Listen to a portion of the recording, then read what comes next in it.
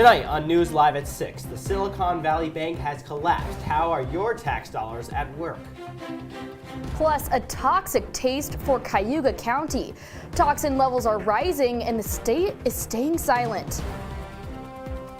And colleges across campus are holding multiple career fairs this week for graduating seniors. All that and more. Citrus TV News Live at 6 starts right now. This is Citrus TV News Live at 6, your campus news leader. The collapse of West Coast Bank has a ripple effect on the Syracuse economy. Good evening and welcome to News Live at 6. I'm Josh Meyers. And I'm Peyton Spellacy. Syracuse residents have lost tax money as a result of the bank's collapse. New at 6 tonight, following the collapse of Silicon Valley Bank this week, Signature Bank followed suit with $56 million of Syracuse taxpayers' money. Citrus TV reporter Cora Maricosta joins us now with more. Cora? Good evening, Josh and Peyton. Just after 48 hours after Silicon Valley Bank had collapsed, Signature Bank fell with it. Brad O'Connor, who is the finance commissioner of Syracuse, deposited $56 million of taxpayers' money at the bank. The city's money was insured until New York regulators seized Signature Bank, putting the money at a risk. In response, city officials withdrew the $56 million earlier this week against regulators' wishes. Most of the money is currently held at J.P. Morgan Chase. The failure of Signature Bank brought a bigger concern to some city councilmen who questioned why the city deposited money with Signature Bank. Signature Bank is known for serving startups and cryptocurrency investors. Councilman Pat Hogan, a member of Syracuse's finance committee, says, quote, "I'm very concerned. I would be much more comfortable with one of the major banks than with one of these regional banks." Members of the Syracuse Common Council believe this episode warrants a review of how city officials invest extra cash. None of the Common Council was informed when the money was first deposited at Signature Bank. City Auditor Nader Maroon argues, quote, "You're taking a substantial amount of money in the case of the city of Syracuse. We're a $293 million operation, and you're talking about $56 million of our taxpayers' money." The committee plans to hold a meeting addressing the issue. Now, city officials are looking to invest some of their reserve cash in Treasury bills. Reporting in studio, I'm Cora Maricosta. Cora, thank you. And today marks the first day of the Alumni Council's Forever Orange Week. There are no activities planned for today, but starting tomorrow, students can attend alumni panels at Shine. There are also online activities, including a Boost the Cuse broadcast with NFL Red Zone host Scott Hansen tomorrow. And Newhouse students have a chance to connect with future employers. SU's Communications School is hosting a career fair next Thursday, March 30th from 3 to 7 p.m. The event features over 30 companies, including Disney, ABC, CBS, Fox, and Warner Brothers. The fair takes place at the University Sheraton and is open to students from all years and majors. Registration is now open on Handshake. And Syracuse University College of Visual and Performing Arts is hosting their second annual Industry Day this Friday. Around 20 alumni and industry professionals will be on campus for panel discussions, a networking lunch, and one-on-one meetings for portfolio reviews and more. The event will begin at 9:30 in the morning and will end at 4:30 p.m. VPA students are encouraged to attend and are being asked to register on Handshake. Westbound traffic on the Onondaga Lake Parkway is open again. This comes after a tractor trailer hit a bridge, forcing it to close. The truck scraped under the bridge, spilling out paper bales and tearing off orange warning metal from the bottom of the bridge. A new investigation report tonight. Cayuga County is concerned for the future of one of its most precious resources. Our Nicole Aponte investigates how toxins are taking over a new New York Finger Lake. When you see Owasco Lake for the first time, it's a sight of beauty. But when you go beneath the surface, you'll never guess what you'll find. And so to go from being the best drinking water in the state to having drinking water that might not be potable was pretty disconcerting. Patty Beard is one of the nearly 50,000 neighbors whose water comes straight from the lake to her tap.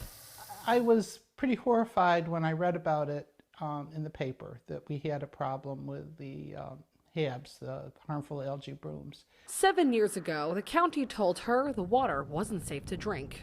what are some of the things we can do, to mitigate this, to make this, not the problem that it is.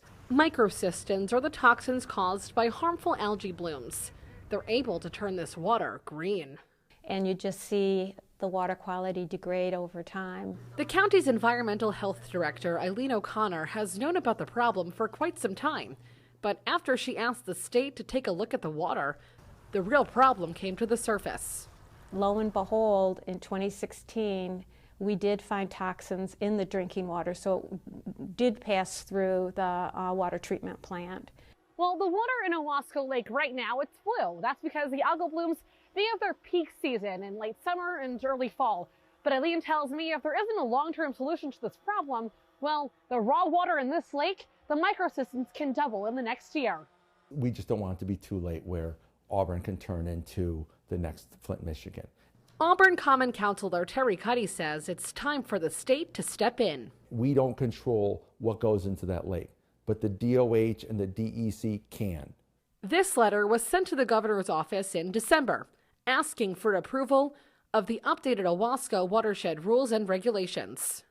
They haven't responded in any way since we've sent these resolutions or the letter. Over the past 3 years, the toxins in the water rose significantly. My understanding is that those are going to continue to rise, especially since nothing is being done to prevent the harmful algal blooms from increasing. The council is calling for a federal cleanup plan, like a total maximum daily load.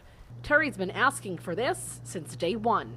Only thing that the total maximum daily load do is it puts it out the onus on the state to make sure the problem is solved.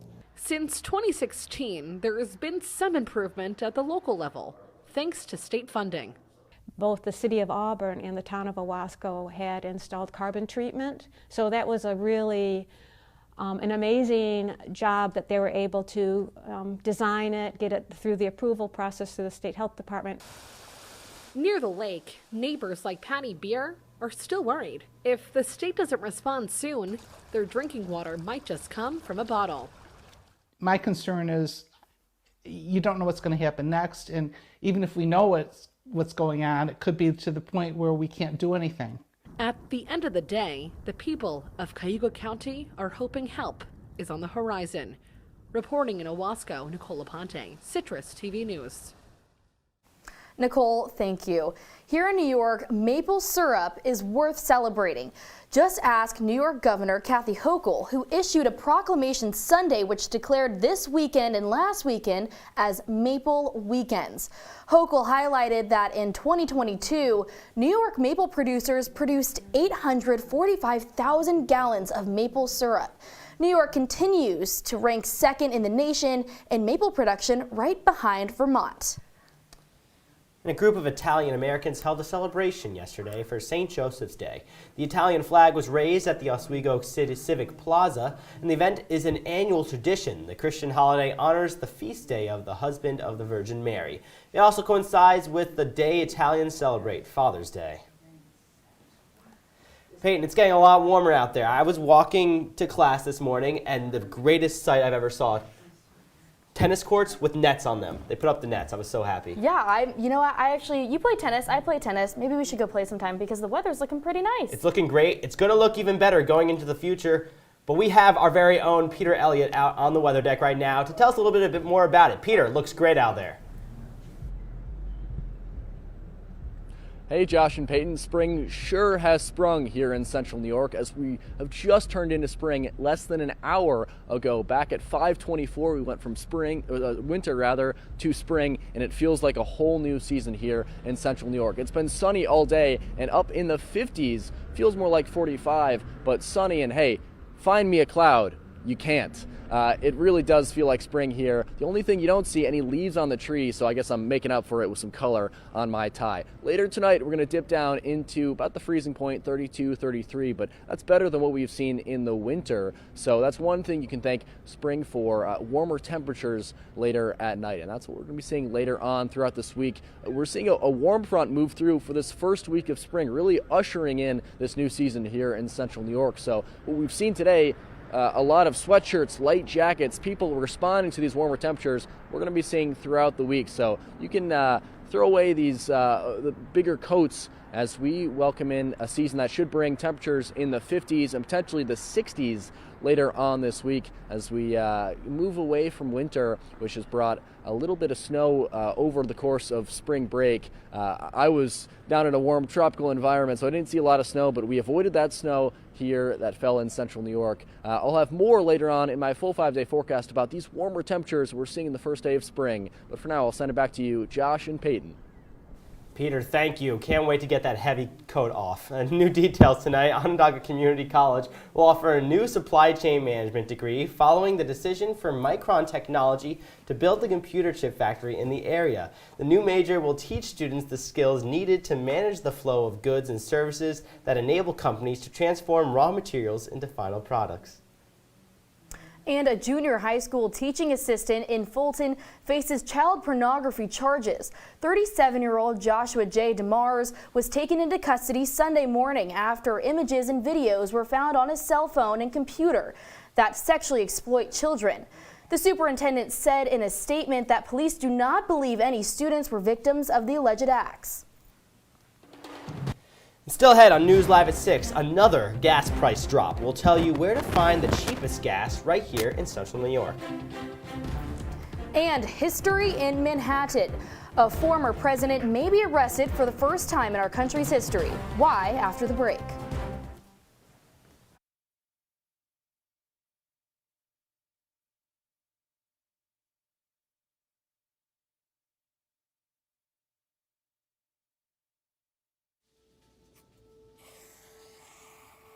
Dad? Just 1 minute, okay? Hey, Bobo, do trees tell each other stories? I'm sorry. I'm afraid I don't know that. Hey, why don't we go find out?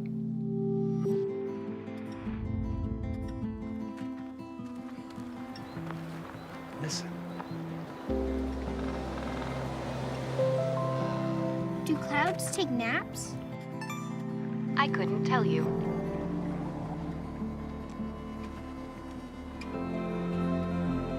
Can birds draw pictures? I don't have an answer for that. Dad, do stars visit their friends? Look!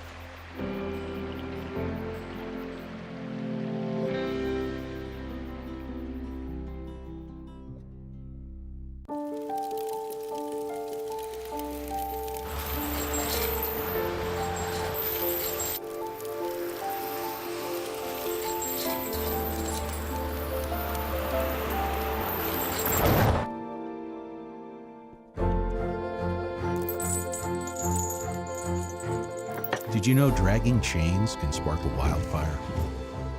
Only you can prevent wildfires. STEM is precise, no margin for error. Dare to forget that. Dare to have fun with it. Get weird with it. Dare to send those old STEM theories flying past the neighbor's house into outer space. Dare to program something internet-breaking, record-breaking. Dare to blow their minds. Dare to learn the difference between sedimentary and metamorphic rock. Go find those rocks. Dare to keep daring. Dare to STEM. Check out She Can STEM to get started. If you see news happening on campus, in Syracuse, or across the nation, call the CitrusTV newsroom, 315-443-1177, or tweet at CitrusTV News, your campus news leader.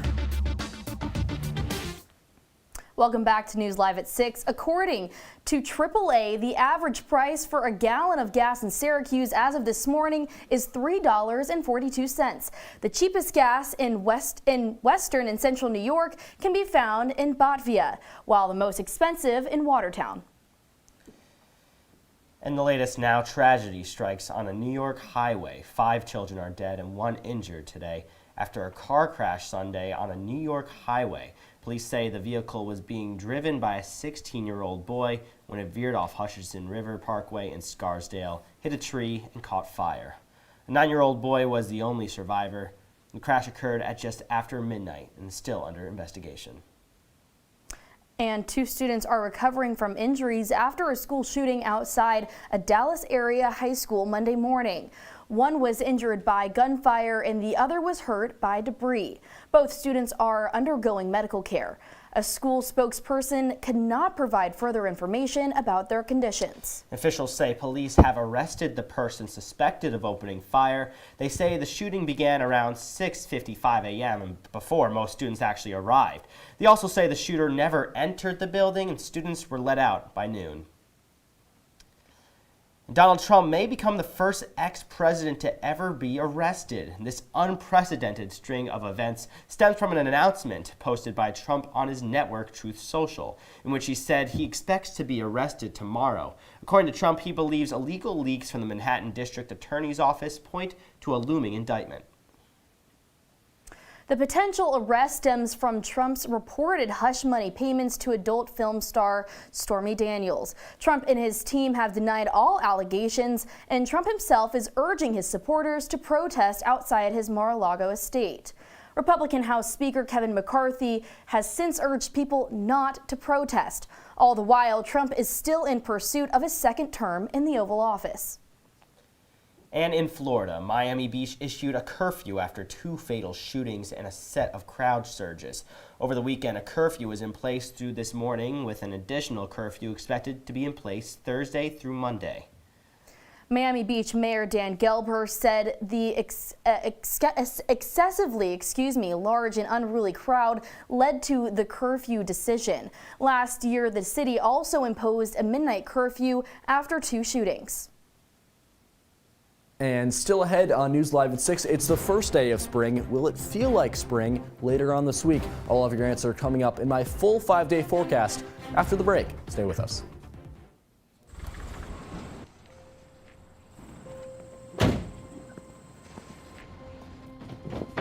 Dad, they took over my bedroom. Come on, come on. Okay, Dad. 1, 2, 3.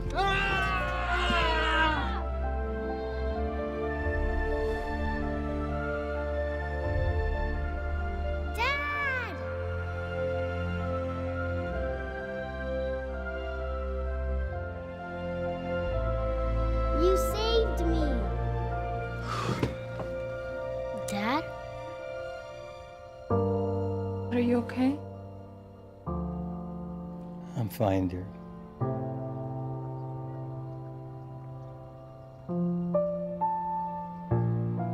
Your hero needs you now, and AARP is here to help. Find the care guides you need at aarp.org/caregiving. When I was in foster care, I never knew when I would have to move, so I always had my suitcase ready to go. Then one day, I was adopted. My new parents opened their hearts and home to me. My parents cook my favorite breakfast for me every morning. My parents take me on trips I never thought I would go on. They gave me a home and an even better reason to use that suitcase. My parents aren't perfect, but they're perfect for me. From the CitrusTV Weather Center, this is SU's most accurate weather forecast. Hey, welcome back to News Live at 6. It's the first day of spring, and look at these temperatures. It's the first week of spring, and it really reflects that change. Temperature is going to get up near the 60s later on this week as a nice warm front will move across the Empire State. We're going to get up towards 60 on Wednesday and Thursday, and those lows are also coming up with the highs as well. We're going to see lows in the 30s and could get up into the 40s. So warmer days mean warmer nights as well, which is much appreciated. We see a little bit of precipitation on Thursday and then on Saturday as well. Thursday through Saturday, some chances of precipitation throughout those days, potentially some snow, but nothing like what Central New York saw over spring break when they got 3 consecutive days of around 3 or so inches of snow. And here's your beach forecast. Just like before spring break, still would not advise hitting the lake, but it's getting better day by day. And as we move into spring, we could be hitting the beach sooner than we think. Guys? And Peter Elliott now joining us at the desk. Peter, warm weather means spring, means we're going outside. What are you planning on doing with this warm weather? I mean, going outside, I cannot wait to hit the links. I'm an avid golfer. I really enjoy it, and especially here at SU, we have access to the Drumlins Golf Course for free. So I didn't take advantage of that in the fall. I cannot wait to do that this spring. Yeah, the golf course at Drumlins and links, it's beautiful. Right? It's beautiful out there. Peyton, what do you like to do in the spring? Well, we talked about earlier about playing some tennis. Yes, tennis. You're a big tennis player. Yes, and I live right across the street from those courts, so I'll be looking to go play. Yeah, I mean, they just put up those nets on the campus. Very exciting to see that this morning. I can't wait to hit up the courts. It's going to be a good time. I know you like tennis. Are you a pickleball fan? Have you participated in this pickleball craze that's sweeping the nation? I mean, I haven't played too much pickleball, but I feel like it kind of translates very well for most tennis players. You know, tennis, ping pong, paddleball, they all all those racquetball sports. But I'm very excited. I love the warm weather. I'm happy to go outside, maybe throw around a football. Right? Yeah. It's always the best part, really, is when you're outside and you see everyone just sitting out on the quad doing their It feels like everyone's hanging spirits out. are just lifted, right? You see everyone just out on the quad enjoying themselves. Exactly. You know, you're doing your midterms or you're studying, and you go outside and you see people on the quad. It lifts up your spirits so quickly. Great time of year. Peter, thank you so much. And Ben, what do we got in sports?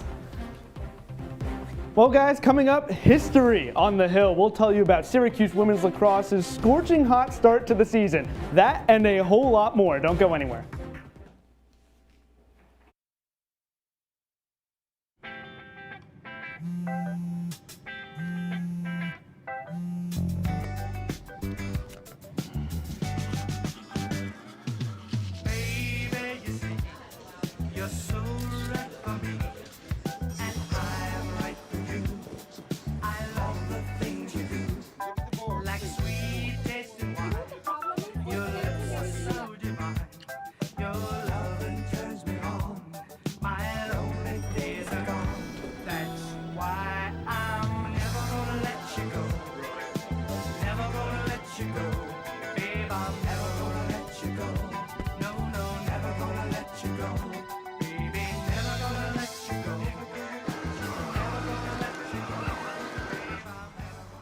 Here you go.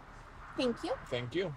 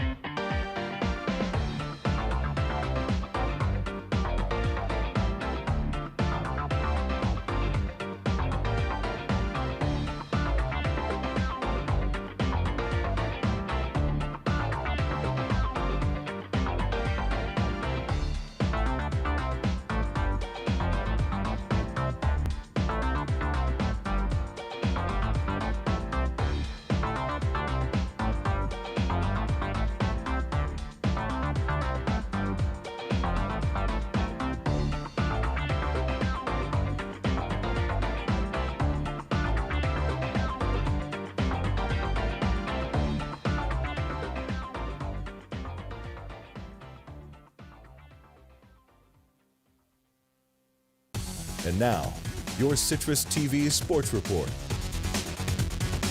For the first time in program history, Syracuse women's lacrosse is 9-0. Welcome to sports. I'm Ben Spector. SU is undefeated and is now the #1 team in the country per Inside Lacrosse. This comes after the previous top-ranked squad in UNC fell to Northwestern this past weekend. And the Cuse had an ACC tilt with number 18 Duke. Let's go to Durham and see how it all went down. Draw control between Olivia Adamson and Maddie Jenner. Kate Mashevsky missed the last game because she's out for the year, but Megan Carney was off and running. 3-2 lead right there from Carney's 32nd goal of the season off a feed from Emma Tyrell. But then, right back, Duke comes scorching hot. Maddie McCorkle goes towards cage in the 8-meter arc, 3-3, her 7th score of the season. The first quarter would end 3-3. The end of the first half would be SU up 6-5. But Duke tied it up 6-6 early in the third quarter. Katie DeSimone, her 28th goal of the season, seconds into the third frame. But then Emma Ward had an answer. Syracuse went went on a 6-0 run in the second half. Ward dodges right, goes towards Cage. Ward does it once again. Assist from Emma Tyrell. This one's a lefty ripper. Put SU up 12-6. The second half was the Emma Ward show. The attacker had a second half hat trick. That's 3 goals. This one eerily similar to her first score of the contest. That put Syracuse up 16-8. SU would win 16-10 in Durham, North Carolina. And SU's 9-0 start is the best since 2017, where the Orange opened the season 7-0 but lost the next 7 contests. Syracuse can improve to 10-0 this Wednesday when it hosts 6th-ranked Stony Brook. Draw control is set for 8. Elsewhere on the Hill, Syracuse men's lacrosse got back in the win column last week with a 16-8 victory over Hofstra. That win snapped a 4-game losing skid. The Cuse can get back to over 500 when it hosts St. Bonaventure tomorrow night. The Bonnies have lost 3 straight. Face-off is at 6. From the field to the hardwood, Syracuse women's basketball's WNIT tournament run continues. After taking down Kent State in round 1, Syracuse goes up against Seton Hall next. In the Cuse's first round win, though, it was down by 3 at the end of the first quarter, but then dominated the other 3 frames. Guard Deaja Fair led the way for SU with 24 points. Meanwhile, forward Dariana Lewis contributed a double-double with 17 points and 12 boards. Now, the Pirates present a unique challenge for the Orange. Seton Hall guard Lauren Park Lane averages over 20 points a game, and forward Sydney Cooks, her running mate, contributes 16 on a nightly basis. The 2 high-flying offenses get going tonight at 7. And in the NBA, the Knicks take on the Timberwolves tonight. New York is on a 3-game win streak, while Minnesota has lost 3 straight. Tip-off is at 7:30. Ben Spector joining us at the desk now. Ben, women's lacrosse starting with a 9-0 season. I mean, that's a better season than us Bears this past semester. What does this mean for the people here in New York? Well, national championship expectations are on the mind, but Kate Mashevsky went down against Notre Dame 2 games ago. She led the entire country with over 10 draw controls per contest. That's a big loss. Olivia Adamson has struggled thus far, but she seems to be the answer for the Orange. Ben, thank you. And after the break, we will have your wake-up weather. When I was in foster care, I never knew when I would have to move. So I always had my suitcase ready to go. Then one day, I was adopted. My new parents opened their hearts and home to me. My parents cook my favorite breakfast for me every morning. My parents take me on trips I never thought I would go on. They gave me a home and an even better reason to use that suitcase. My parents aren't perfect, but they're perfect for me. They told me a bottle couldn't dream. That I would never become a superhero.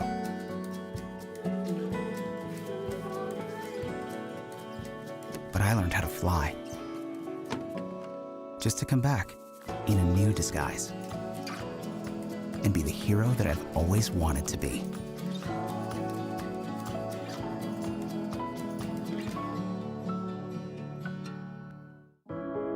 Taking care of a family member can lead to plenty of questions.